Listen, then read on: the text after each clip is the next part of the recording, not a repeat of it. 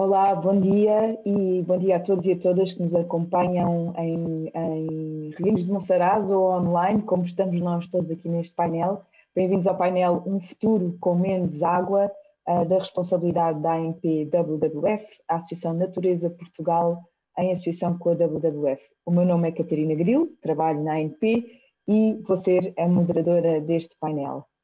A maior parte dos estudos sobre alterações climáticas apontam para que a região do Mediterrâneo, e em particular a Península Ibérica, sejam territórios criticamente vulneráveis às alterações climáticas. Os padrões sazonais incertos, as temperaturas mais elevadas, menos precipitação, combinam-se para aumentar o risco de escassez hídrica, a par das secas e ondas de calor mais frequentes, cheias rápidas, fogos, erosão costeira e a progressiva desertificação.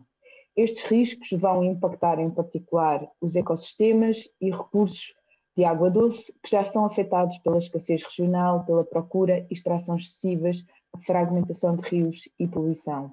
Em resultado, o nosso futuro trará desafios crescentes se não alterarmos a nossa gestão e a nossa relação com os rios, as zonas úmidas e os aquíferos, em suma, a nossa relação com a água.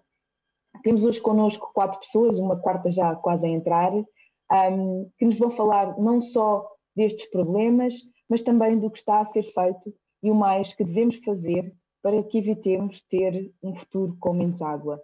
Passo então a apresentar, pela ordem das intervenções, iremos ter dentro de momentos, esperemos, a professora Teresa Ferreira, professora catedrática no INISA, que nos vai falar da sustentabilidade no uso da água. Temos também connosco, agora sim ao vivo,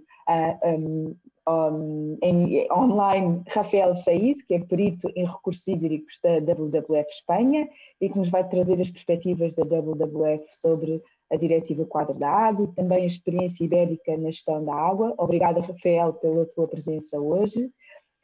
Temos ainda connosco Manuel Bastos, Sustainability Manager da Coca-Cola Euro-Pacific Partner, que nos vai falar da política de água da Coca-Cola. Obrigada, Manuel, e bom dia. E, finalmente, o meu querido colega Afonso Duó, que é nosso consultor da água, para a água na ANP, que nos vai falar do projeto Plantar Água. Obrigada, Afonso, e bom dia. Rafael, vou começar por ti, dar-te já a palavra, para nos explicares um pouco o que é que se passa a nível da Península Ibérica com a água e o que é que está a ser feito nesta matéria. Buen día a todos y gracias por la oportunidad. Voy a compartir pantalla por una pequeña presentación. ¿Se ve bien? Sim, vê-se. Tens só que pôr em modo apresentação. Pues quiero empezar por la Directiva Marco del Agua, porque desde WWF defendemos que esto es una legislación única en todo el mundo para proteger y cuidar los ecosistemas acuáticos, que son nuestra fuente de recursos. Es importante hacer hincapié en esto, hacer importancia de esta legislación, porque es la que permite que tengamos una explotación racional de los recursos que no deteriore, que no dañe más allá los ríos y los acuíferos. En este sentido, en los últimos 5 años ha habido un proceso de revisión de esta legislación a nivel europeo y tengo que decir que hemos hecho una campaña muy potente para defender esta legislación porque estaba francamente amenazada. Había una presión muy importante para disminuir su ambición y su capacidad de ayudarnos para proteger estos ecosistemas acuáticos y afortunadamente pues hemos conseguido movilizar a una parte significativa de la ciudadanía para pedir a la Unión Europea que esto no se modificara. Tengo que reconocer que es un éxito no solo de WWF, sino de una coalición de varias organizaciones a nivel europeo, de las principales organizaciones en defensa del medio ambiente, pero también de otros sectores que se han movilizado, por ejemplo, uniones de trabajadores o incluso en algunos casos institutos y instituciones científicas que defienden la misma visión que tenemos nosotros de esta normativa europea. He querido traer unas cifras muy resumidas del estado de nuestros ríos ibéricos, ¿no? Y la realidad es que la Directiva Marco del Agua es una directiva muy poderosa, pero tiene que aplicarse con ambición si se quieren recoger sus resultados.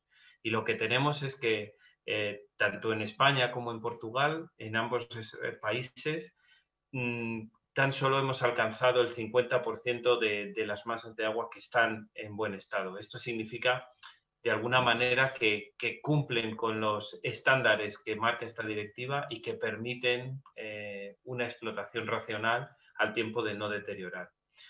Es muy llamativo el que el estado ecológico sea peor, por decirlo de alguna forma, porque si bien hemos avanzado mucho en estos años en esta cuidado de los ríos en términos de calidad química, en la calidad ambiental todavía tenemos mucho que hacer. Y esto significa devolver esa función y esa estructura a los ríos para que cumplan con su naturaleza. Y sin embargo, pues tenemos todavía, fijaros, la mitad de los ríos que no llegan a alcanzar ese estándar. Pero es mucho más preocupante, en mi opinión, el mirar las cifras de los acuíferos. Los acuíferos tanto en España como en Portugal son, por su propia naturaleza, unas reservas estratégicas para la gestión del agua en términos humanos, para los usos socioeconómicos, pero también para el mantenimiento de los caudales de estos ríos. Y desafortunadamente tenemos un número muy significativo de acuíferos que todavía no se conoce cómo están y no tan, aunque la cifra no pueda parecer muy grande, el 12% de ellos todavía no alcanzan el buen estado. Eso significa que no hemos llegado a estos estándares, pero que además, en particular, tenemos 1 de cada 4 acuíferos que tienen problemas de calidad muy severos. Y eso significa que estamos poniendo en riesgo las reservas de agua de las que podemos disponer, sobre todo en tiempos de escasez, de sequía y de dificultad. Digo esto porque la experiencia que tenemos en la gestión del agua en España y en Portugal es que no podemos separar y no podemos poner fronteras a lo que suponen los ríos en la península ibérica. Estamos hablando de un solo sistema. Los ríos que pasan de España a Portugal y los que pasan de Portugal a España son exactamente lo mismo. Y por mucho que intentemos diferenciar entre las dos administraciones, entre los dos países, la verdad es que compartimos los mismos retos y las mismas oportunidades en torno a la gestión del agua. Me gusta poner esta foto del río Tajo en la zona de casi donde nace, porque este río cruza toda la península ibérica de extremo a extremo prácticamente y desemboca en Lisboa precisamente y acarrea todos los problemas que bueno, una mala gestión y una gestión individualizada traen. En este sentido, como bien decía Catarina, la desgracia a la que nos enfrentamos es que el cambio climático va a traer un futuro con mucho menos agua. Y es mucha menos agua para los usos socioeconómicos, como decían, estos usos que son imprescindibles para nuestro bienestar como seres humanos, pero también mucha menos agua para la naturaleza. Y eso significa que será mucho más difícil garantizar el agua que ya tenemos repartida para estos usos socioeconómicos, pero también para los acuíferos, que serán nuestras reservas estratégicas, y para los ríos. Esto está afectando a la biodiversidad, a las especies y a los hábitats que dependen directamente de esta presencia del agua, pero además está afectando a nuestro capital natural que tenemos y hemos hipotecado por el uso que estamos haciendo actualmente. Quiero dejar también una idea muy clara que además queda resumida en esta foto perfectamente, y es que la escasez de recursos hídricos no siempre es consecuencia de que no llueva.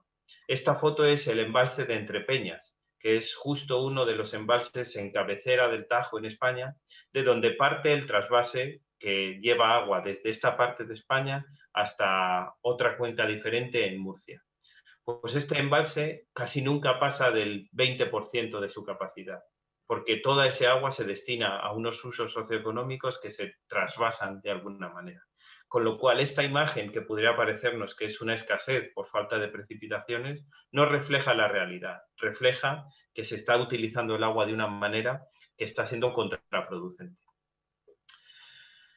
Con relación a la colaboración que estamos llevando a cabo durante estos años con ANPE y nuestros compañeros de BBF Portugal,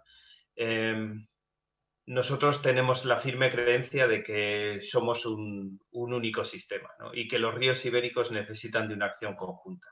Por eso estamos desarrollando actualmente el proyecto Reconnecting Iberian Rivers, con el apoyo de la Fundación MAVA, para precisamente establecer unas pautas y unos criterios para avanzar en la gestión conjunta de las cuencas ibéricas. Pero además el objetivo es realmente afrontar los retos que nos va a traer el cambio climático de una manera más resiliente, apostando claramente por unas medidas basadas en la naturaleza. Me gusta cerrar esta breve presentación que os he hecho de nuestra acción precisamente en este punto, que es la desembocadura del Guadiana, en el que los dos países tenemos intereses compartidos y además tenemos una acción conjunta. Y tenemos mucho que ganar si conseguimos ser compatibles los unos con los otros, ¿no? Yo creo que tenemos que dejar de pensar en Portugal y España como gestores y tenemos que empezar a pensar como qué hacemos de cara a Europa y de cara a nuestro uso del agua como dos países que somos hermanos y que compartimos, como digo, los mismos retos y las mismas oportunidades. Muchas gracias. Gracias, Rafa. Muito obrigada. Agradeço também a professora Teresa Ferreira, que já está connosco. Obrigada. Bom dia, Teresa. Vou-lhe dar então a palavra para nos falar um pouco sobre a sustentabilidade no uso da água, na agricultura e nas florestas. Tem a palavra, Teresa.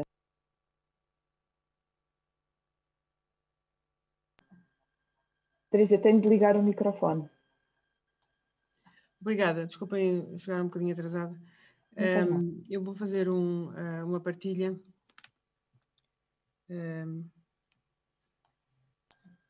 Ótimo, já estamos a ver. Falta só pôr em modo de apresentação.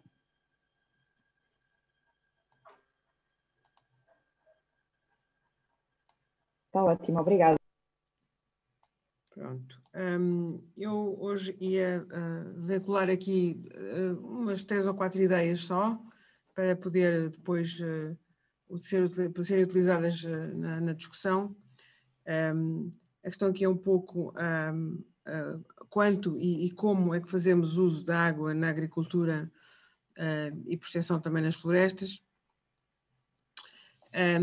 Nós, aqui nos países do sul da Europa, temos uma necessidade muito grande de exploração hídrica e de usar a água, percentualmente, uma grande quantidade de água em relação aos recursos hídricos renováveis que temos. Essa situação é particularmente evidente na zona sul do país, no Alentejo, e quando olhamos para a Europa, o índice de exploração hídrica, de facto, em Portugal é bastante grande em relação aos outros países europeus. Este é um problema dos países do Sul, porque, dadas as nossas condições climatéricas e de crescimento das plantas, de facto, precisamos de mais água do que os outros para conseguir umas produções boas das nossas espécies agrícolas e, portanto, no sul da Europa eu tenho, de facto, esta diferença em relação ao resto da Europa. Globalmente, na Europa, a agricultura usa cerca de 60% da água total renovável, mas, de facto, o sul da Europa é diferente do resto.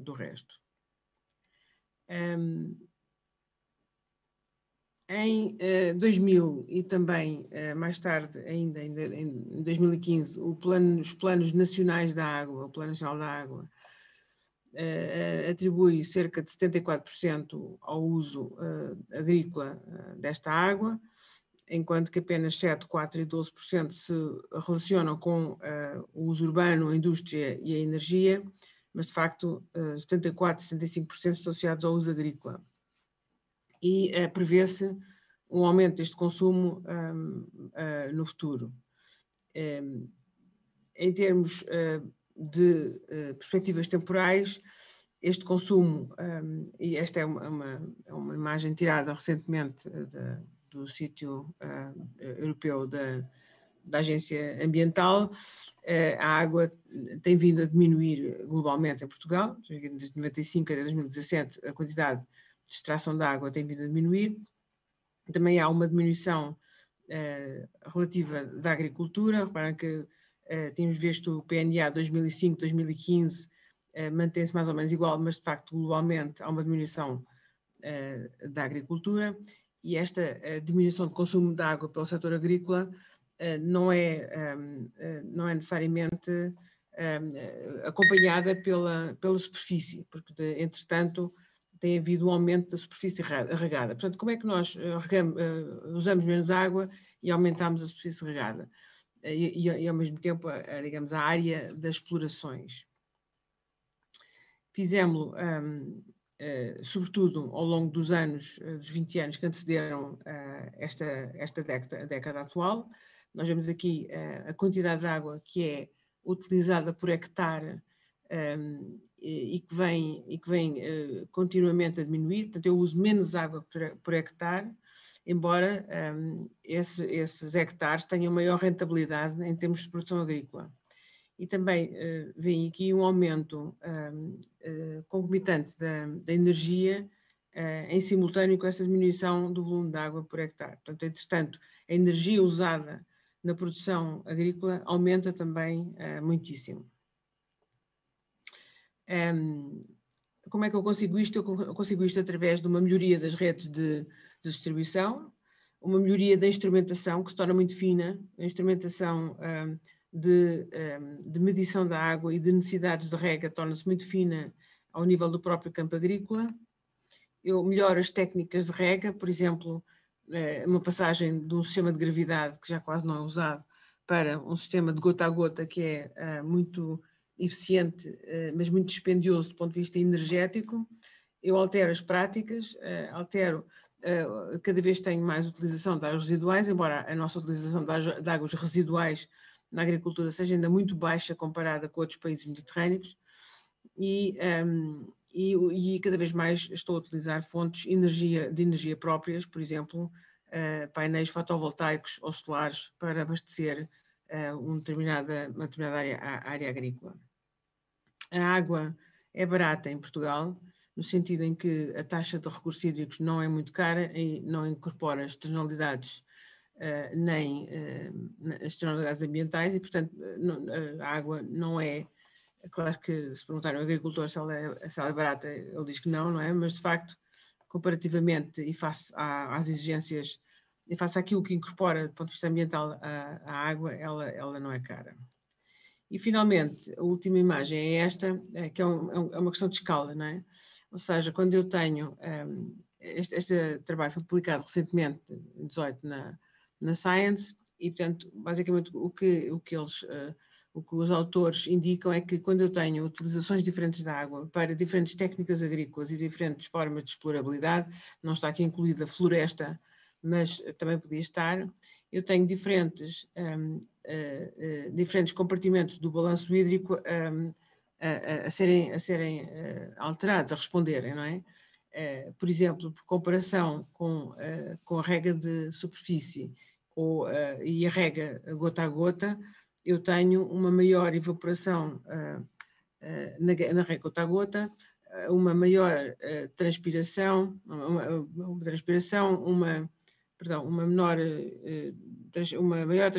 evaporação e também uma menor escoamento, quer em profundidade, quer superficial. Portanto, a água muda, a quantidade de água nos diferentes compartimentos em que se encontra varia. Essencialmente, quando eu tenho um aumento da eficiência nas plantas da água, significa que elas crescem mais, evaporam e transpiram mais, mas também a quantidade de água que sai para o rio ou que percola em profundidade é menor, porque está a ser mais usada pela própria planta em si. E, portanto, muitas vezes a nível regional verifica-se, ou tem-se verificado, uma diminuição do escoamento e do reabastecimento de aquíferos em paralelo com o aumento da eficiência da utilização da água na cultura. Isso, obviamente, para áreas pequenas, a área da cultura, a cultura em si não tem diferença, só começa a verificar-se uma diferença significativa quando mudamos a escala a que estamos a considerar esta variação, ou seja, uma escala regional. E, portanto, este efeito de escala é muito importante, não é tido em conta em nenhum planeamento, mas... noutra escala, literalmente, das questões da água. Eu vou então dar a palavra a Manuel Bastos, da Coca-Cola, que é uma excelente ligação para esta apresentação de Teresa Ferreira, uma vez que escala é equivalente quase à Coca-Cola, é uma empresa global, uma multinacional, e por isso eu pergunto, Manuel Bastos, o que é que está a Coca-Cola a fazer pela água e já agora como é que integra também estas questões de escala no seu trabalho. Tem a palavra, Manuel. Desativar aqui o mute. Antes de mais, muito obrigado. Obrigado pelo convite. Obrigado, Catarina, Afonso, que representam aqui muito bem, tanto a WWF como a ANP.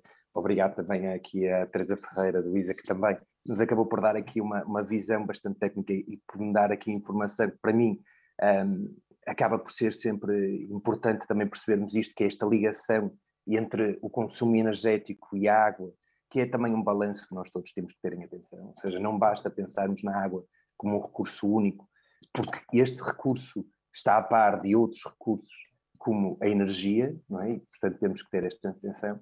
E isto para nós também nos leva aqui um bocadinho àquilo que é todo o nosso... lá está, toda a forma de vermos a nossa estratégia também dentro da empresa. Okay? Partilhando convosco aqui também com full screen. Manuel, peço-lhe só que ponha em modo apresentação. Isso, obrigada. Exatamente. Dizer-vos que, lá está, o que nós queremos é, junto com todos os outros intervenientes, e aqui também com a WWF, porque achamos que isto não é um caminho que apenas as empresas o possam fazer, é um caminho que as empresas, os cidadãos, as organizações têm que os fazer em conjunto. Okay?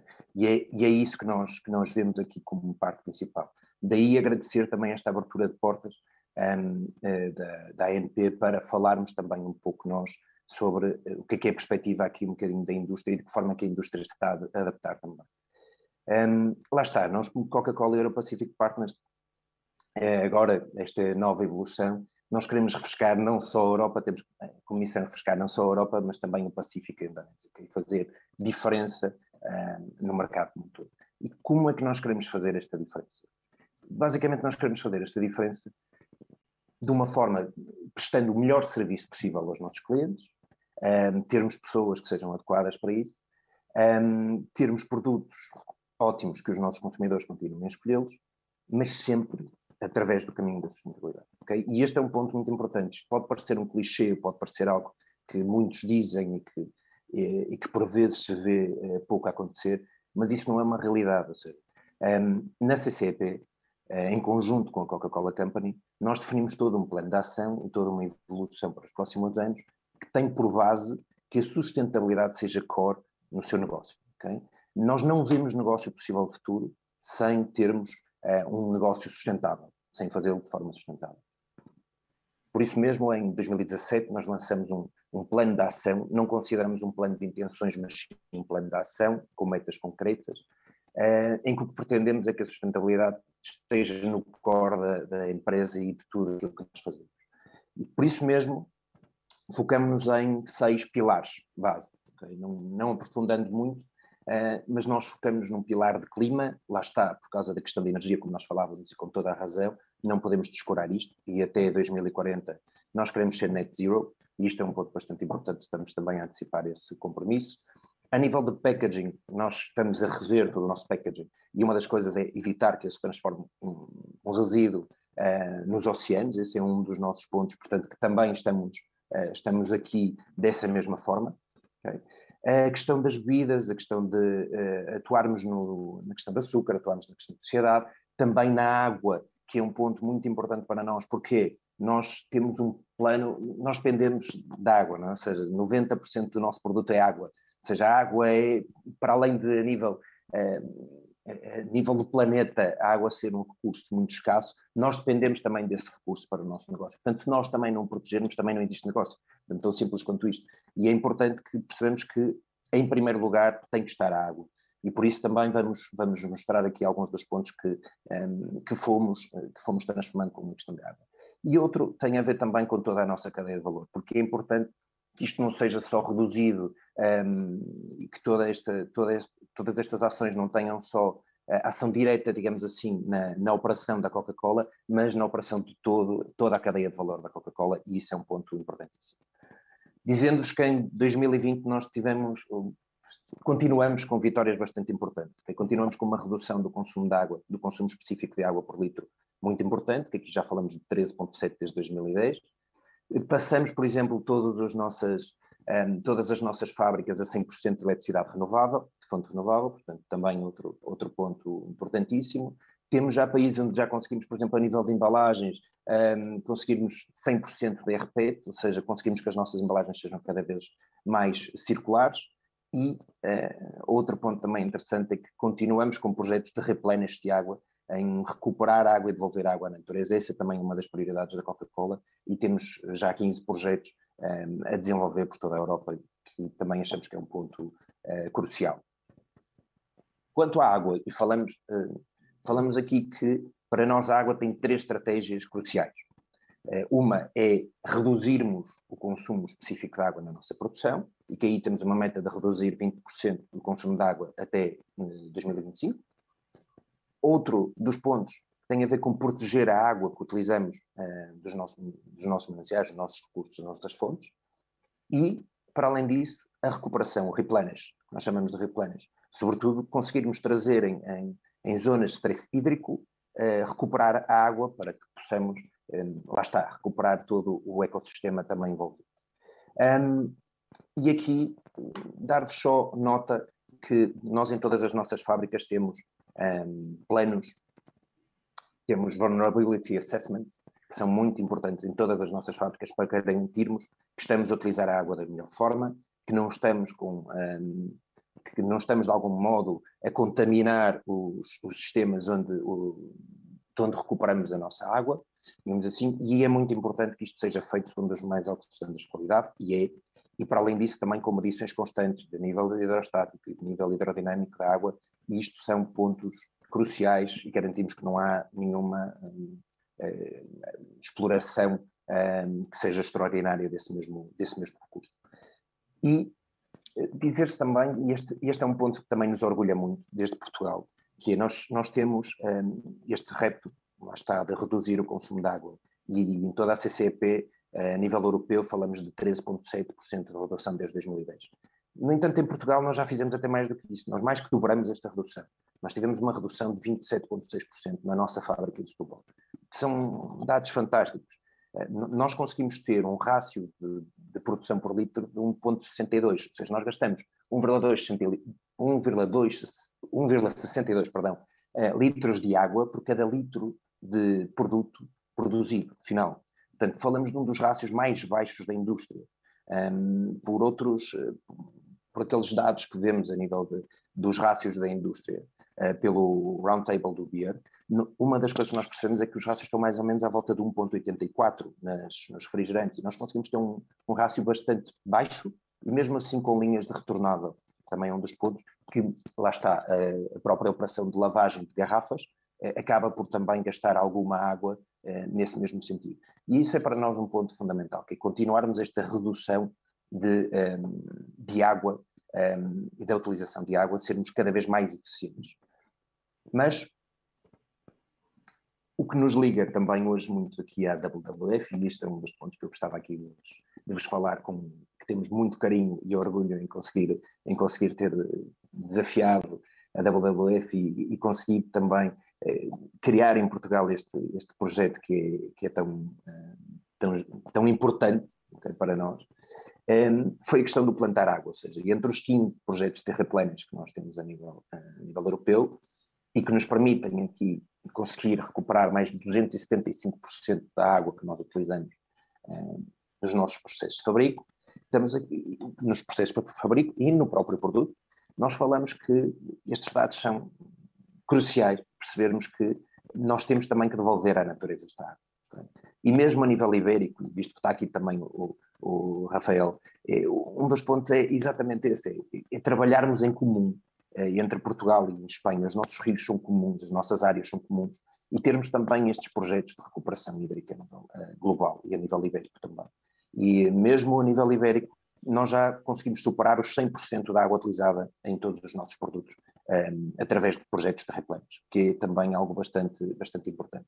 E lá está, em Portugal estamos a dar os primeiros passos com plantar água, mas são passos, acho que bastante importantes e bastante firmes, que entretanto depois o Afonso também vos vai dar aqui um bocadinho mais de inputs, okay, sobre esse mesmo projeto e a parte mais técnica, mas o que vos queria dizer é que não somos indiferentes e que queremos que a água seja cada vez mais um recurso que tratemos com cuidado, tanto nós, desde a indústria, como todos nós, cidadãos, temos que o tratar sempre com bastante cuidado, bastante atenção, e isso é o que nos deixa aqui para o nosso futuro, um bom cuidado com a água. Está bem? Agora deixo-vos com um pequeno vídeo sobre plantar água, que também vos pode dar este enquadramento, e o Afonso depois também irá aprofundar um bocadinho mais a temática. Muito obrigado pela presença.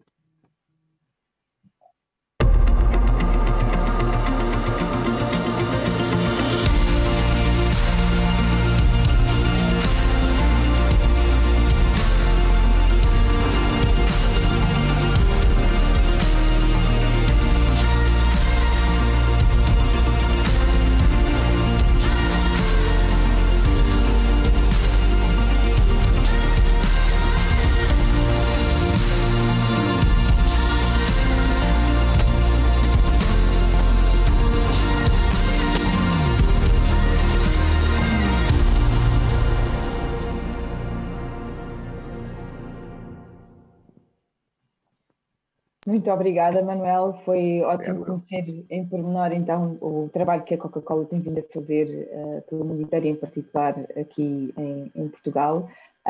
Darei agora, então, a palavra ao Afonso. Afonso, para nos falar, então, deste projeto do Plantar Água e como o Plantar Água está a ajudar o ciclo da água.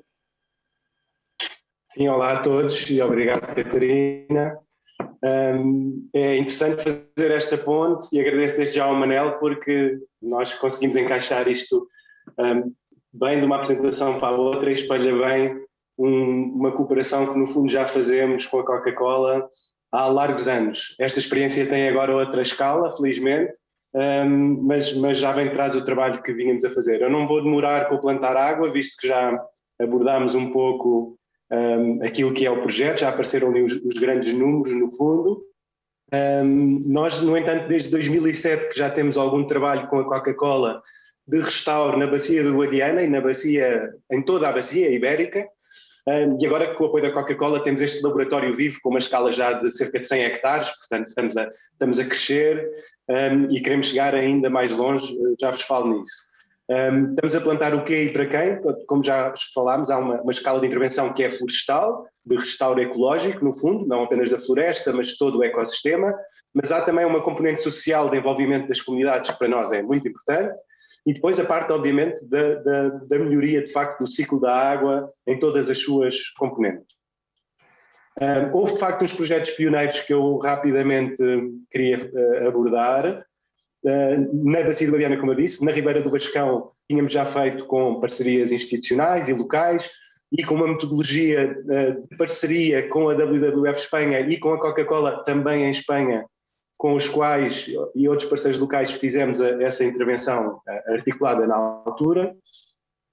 Eu não vou demorar aqui, visto que temos pouco tempo, mas de facto fizemos duas intervenções diferentes, uma numa área que tinha ardido na encosta da Ribeira do Vascão, outra ao longo de uma galeria ripícola dessa ribeira, uns quilómetros mais a montante. Como dizia, isto inseria-se numa escala ibérica, o que está ali é a Bacia do Guadiana, tem uma parte portuguesa, tem uma parte espanhola, e também em Espanha foram feitas algumas ações de restauro ecológico, também elas com o apoio da Coca-Cola, e foi muito interessante partilhar experiências à volta disso. Também este Plantar Água tem um projeto irmão em Espanha, mas que já terminou, que é muito semelhante na ideia que foi concebida e nos seus objetivos, também ter sido o restauro de uma área ardida do outro lado da península, perto de Teruel, mas que mostra de facto a nossa preocupação em hermanar a nossa ação e gestão da água dos dois lados da península.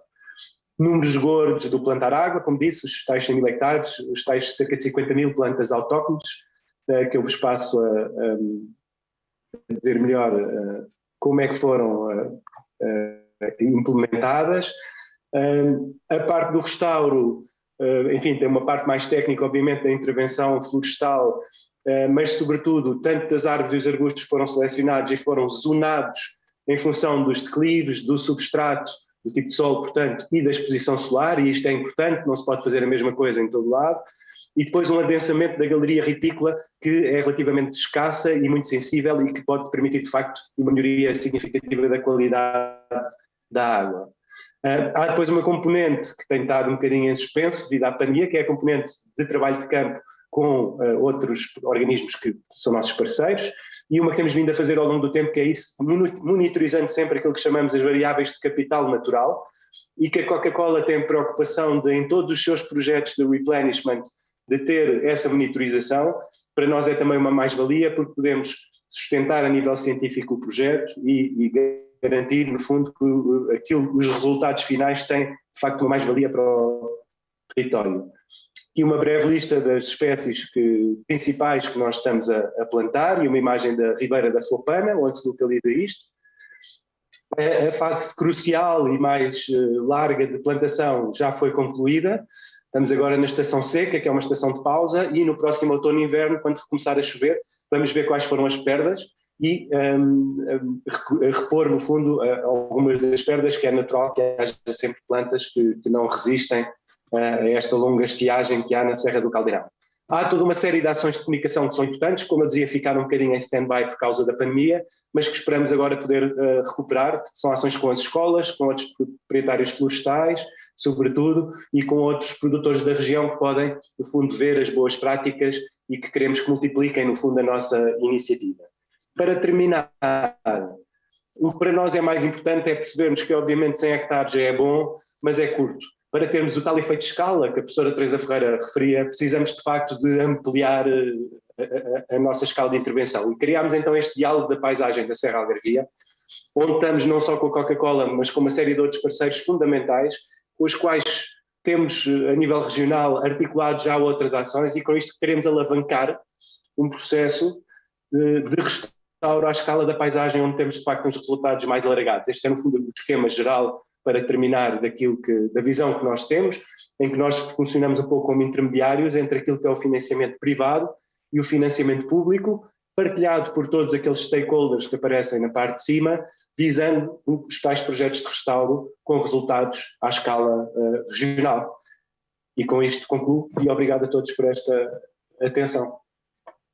Obrigada, Afonso. Obrigada aos 4 intervenientes. Estas foram intervenções muito ricas. O tempo escasseia, mas eu gostava, de qualquer maneira, aproveitando estes últimos minutos finais que temos no nosso painel, de, no fundo, devolver as várias intervenções que foram aqui feitas, devolvê-las aos oradores e então ia perguntar daquilo que ouviram das restantes intervenções, o que é que registaram como surpreendente, o que é que há de novo nas intervenções dos outros oradores e, no fundo, o que é que acham que é importante para as pessoas que nos estão a acompanhar à distância ou então presencialmente em Reguengos de Monsaraz, o que é importante elas recordarem para o futuro das mensagens que foram aqui vinculadas. E se calhar começava por ti, Afonso, fazendo agora a ronda ao contrário e perguntava-te aquilo que ouviste aqui nas outras intervenções dos teus colegas de painel, o que é que tu registras aqui como mais relevante? E vou pedir a todos 10, 15 segundos. Hoje tem que ser muito rápido. Bom, como o Manuel, enfim, está referido que de facto estamos em sintonia, salientava aquela questão da escala que a professora Teresa estava a falar, que de facto é muito importante, e na monitorização que nós fazemos dos indicadores de capital natural, temos que passar a inserir este novo conceito, que para mim é novo, embora eu acompanhe estas questões a nível científico, e que parece importantíssimo incorporar. E com o Rafa, enfim, nós há anos que já trabalhamos juntos com a WWF Espanha e como tanto ele referiu, como nós referimos e a própria Coca-Cola, só a nível ibérico é que podemos gerir os rios que partilhamos. Obrigada, Afonso, também pelo teu poder de síntese. Manuel, tem a palavra. Resumia também o ponto do Afonso, que é um ponto muito importante, que refere que esta simbiose tem que haver entre Portugal e Espanha para a gestão hídrica, e também, quanto a Teresa Feira também falou e muito bem, esta gestão que é muito importante existir entre a parte do consumo energético e o consumo de água e balancearmos isto da melhor forma. Destacava estes dois pontos. Muito obrigada. Teresa? Pois eu já sabia alguma coisa sobre o plantar água, mas fico contentíssima por ver a dimensão, não fazia ideia da dimensão que tinham, é uma dimensão de facto notável, não só em Portugal, mas também com os seus contrapartidas espanholas. Portanto, isso é sempre muito bom ver a ligação entre empresarial e proteção da natureza. Eu penso que, por um lado, essa ligação, que é uma ligação frequentemente local, pode ser enquadrada, de facto, numa escala maior, e se calhar tinha que o ser através do planeamento hídrico. Através do planeamento hídrico, ou seja, não ser apenas a escolha dos sítios a restaurar ou das áreas a restaurar, um pouco em função da mobilização das pessoas ou do interesse que tenham, ou que seja, mas também no global do território, quais serão os melhores locais e áreas onde isso é possível ser feito. E por outro lado também, como eu digo, o custo da água é muito importante, porque o que nós pagamos neste momento na água não corresponde, não interioriza, digamos, as mais-valias ambientais de serviços que ela acarreta. É claro que isso depois tem efeitos secundários sobre a própria produção agrícola e florestal, não é? Mas na verdade devemos caminhar cada vez mais para essa incorporação de serviços, e isso só se pode fazer num planeamento de bacia, não é? Num planeamento da área hidrográfica. Não é? Em relação à Espanha, eu vi que o colega espanhol falou nos rios compartilhados, nas soluções baseadas na natureza. Eu penso que a questão dos rios partilhados é crucial. Nós somos um país de jusante e, portanto, muito do que acontece entre nós resulta em grande parte do que está a acontecer na vizinha Espanha. Embora haja uma comissão internacional, como sabem, não é? Que gera os rios partilhados, a força dessa comissão não é assim tão grande não tem sido assim tão grande como seria talvez desejável, não é? E, portanto, todos os mecanismos que possam articular a gestão da água e a gestão da natureza entre os dois países são fundamentais, mas principalmente a água, porque a água é um contínuo e, portanto, o que acontece em Espanha tem a ver com Portugal também, não é? Portanto, isso é muito obrigada, Teresa. Muito obrigada pela sua partilha e agora, em último, mas não menos relevante, Rafa, força. Gracias a todos y gracias a mis compañeros porque coincido con sus mensajes. Me quedaría con que tenemos las herramientas, conocemos mejor ahora que nunca cómo funcionan los sistemas naturales y los sistemas humanos y quizás tenemos que dar un paso para involucrar a los políticos con el apoyo precisamente de grandes empresas como Coca-Cola, involucrar a los políticos en que tomen decisiones valientes y que afrontemos los retos del cambio climático juntos y no que volvamos a pensar en nuestras parcelas, sino que vayamos todos a una. Y ese es mi mensaje. Muito obrigada aos quatro, Teresa, Rafael, Manuel e Afonso. Foi um prazer estar aqui convosco durante este pedaço desta manhã. Devolvo então à continuação deste evento e agradeço a todos terem-nos dado também esta oportunidade de trazer aqui um pouco daquilo que a ANP, a WWF e também a WWF Espanha defendem a nível da gestão da água. Muito obrigada a todos e um bom dia. Obrigado. Obrigado, bom dia.